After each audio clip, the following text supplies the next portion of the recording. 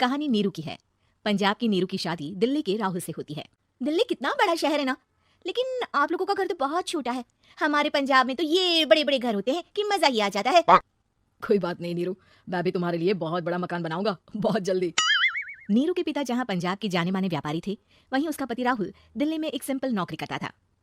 माँ, यहाँ तो घी मक्खन इतना महंगा है कि क्या बताऊं, मैं तो तरस ही जाती हूँ घी खाने के लिए। नीरू की माँ को ये सुनकर बहुत दुख होता है। मेरी बेटी को घी नसीब नहीं हो रहा है और ये बहू यहाँ बैठकर घी में शक्कर डाल रही है।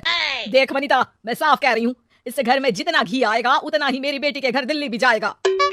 अरे ये क्या बात होती है माँ जी, बेटी का उतना ही करो जो अच्छा लगे। अब क्या मायके से घी और मक्खन तक की सप्लाई करोगी आप? हाँ, मेरी बेटी किसी चीज को तरसे मुझसे बर्दाश्त नहीं होता।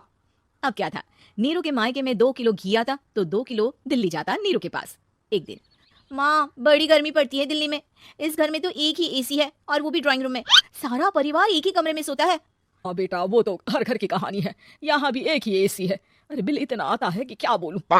तभी वहाँ राकेश आ जाता है। माँ, थोड़ी देर में यहाँ कुछ प्लम्बर आएंगे मेरे कमरे में एसी लगाने, जरा ध्यान से लगवा देना ना माँ। ओए, ऐसे कैसे तेरे कमरे में एसी लगेगा? हाँ राकेश, एक बार बात तो कर लेता। अरे पापा, वो वनिता को गर्मी में नींद नहीं आती, ड्राइंग रूम में सबके साथ सोने में वो अनकंफर्टेबल है, इसलिए। अरे पूरे परिवार के साथ वहाँ तेरी बहन नीरू भी तो सोती है, वो नहीं हो रही क्या अनकंफर्टेबल? समझ रहा है ना? अगर एसी लगेगा तो एक दिल्ली में तेरी बहन के कमरे में भी लगेगा, तभी तू लगा सकेगा। राकेश वनिता को सारी बात बताता है। वनिता करती भी क्या, मन मार कर बैठ जाती है। माँ, ये लोग ठीक नहीं है, क्या करूं मैं?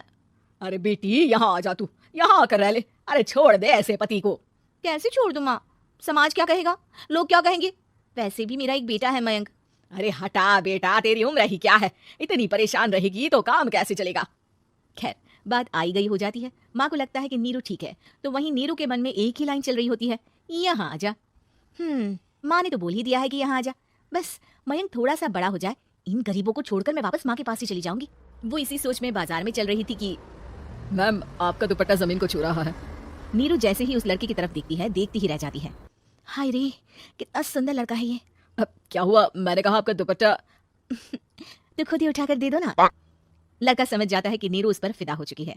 वो उससे उसका नंबर लेकर चला जाता है। अब क्या था, नीरू और रोहित में लगातार बातें होने लगती है। मैं हरियाणा का रहने वाला हूँ, यहाँ एक बड़ी कंपनी का मैनेजर हूँ। अच्छा, और कितने बच्चे हैं तुम्हारे? बच्चे? अरे मेरी तो शादी भी नहीं हुई है। तुम बताओ, शादी करोगी? नीरू शर्मा जाती है। अब लेकिन मैं तो पहले से ही शादीशुदा हूँ। मुझे फर्क नहीं पड़ता, बस तुम शादी कर लो, भाग चलते हैं। बहुत पैसे वाला हूँ मैं, हमेशा खुश रखूंगा तुम्हें। नीरू रोहित से मिलकर सारा प्लान बना लेती है और फिर एक दिन घर से भाग जाती है। दोनों शादी कर लेते हैं। शादी के बाद, क्या बात है नीरू, तुम्हें परेशान सा देखता हूँ, सब ठीक तो है ना? हाँ हाँ, सब ठीक है। ये कहते कहते ही वो रोने लगती है। अरे क्या हो गया, रो क्यों रही हो? मैंने तुमसे एक बात छुपाई है और वही बात अब मुझे परेशान कर रही है। रोहित, मेरा एक बेटा भी है, उसका नाम मयंक है। क्या बात कर रही हो, ये तुमने मुझे पहले क्यों नहीं बताया? देखो नीरू, मेरी माँ को मैंने ये नहीं बताया है कि तुम शादीशुदा हो, बच्चा मैं मैनेज नहीं कर पाऊंगा। नीरू को समझ में नहीं आता कि वो क्या करे। तुम उस बच्चे को अपनी माँ को क्यों नहीं दे देती? नीरू चुपके से माँ को फोन करती है। माँ, क्या मयंक को तुम रख सकती हो? बेटा, मैं राकेश के साथ बात करती हूँ, आखिर घर का बेटा वही है, जो वो बोलेगा।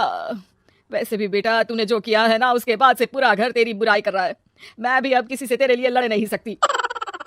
राकेश बेटा, नीरू ने तो जो किया बहुत ही बुरा किया, लेकिन मैं सोच रही थी कि क्यों ना मयंक को हम यहाँ ले आए। तभी वनिता बोल पड़ती है। वाह जी, ऐसे कैसे यहाँ ले आए?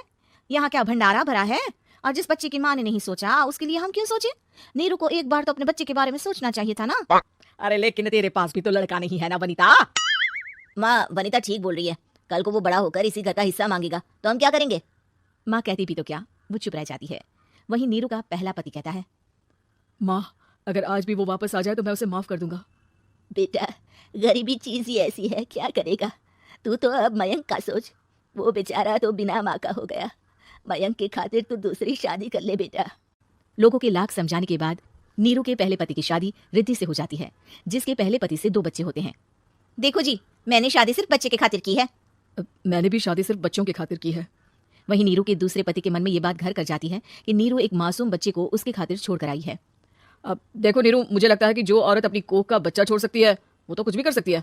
कल को तुम्हें मुझसे अच्छा कोई मिल गया तो तुम तो मुझे भी बाय बाय कर दोगी ना। नीरू को अब उसका दूसरा पति ताने देना शुरू कर देता है। तंग आकर नीरू उसके यहाँ से भागकर अपने पहले पति के पास चली जाती है। लेकिन ससुराल में क्या लेने आई है नीरू, मयंक को? नहीं नहीं सासू माँ, मुझसे गलती हो गई, मुझे माफ कर दीजिए। नीरू, अब वक्त खत्म हो गया है, मेरी शादी हो चुकी है।